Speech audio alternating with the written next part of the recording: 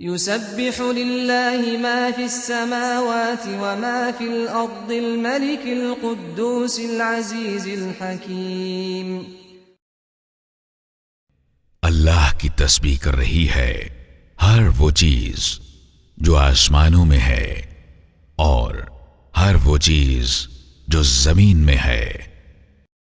وہ بادشاہ ہے، قدوس ہے، زبردست اور حکیم ہے. عربی زبان میں لفظ قدوس معنی کے اعتبار سے طہارت اور تقدیس کے معنی دیتا ہے.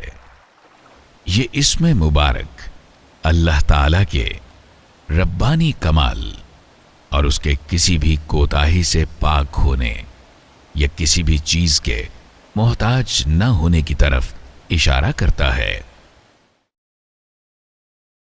هو اللہ الذی لا الہ الا هو الملک القدوس السلام المؤمن المہیمن العزیز الجبار المتکبر.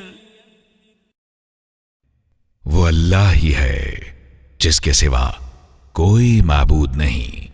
وہ بادشاہ ہے نہایت مقدس، سراسر سلامتی، امن دینے والا، نگہبان، سب پر غالب، اپنا حکم بزور نافذ کرنے والا. اس نام مبارک کا ایک اور مفہوم اللہ تعالی کے نعمتوں کے مالک اور فیاض ہونے کی طرف اشارہ کرتا ہے. اس کی نعمتیں ہم پر متعدد طریقوں سے نازل ہوتی ہیں. خوراک ہمیں ہماری بقا کے لیے ہمارے جسم کو توانائی فراہم کرتی ہے. ہمیں ایک طویل زندگی عطا ہوئی ہے تاکہ ہم نیک اعمال بجا لا سکیں.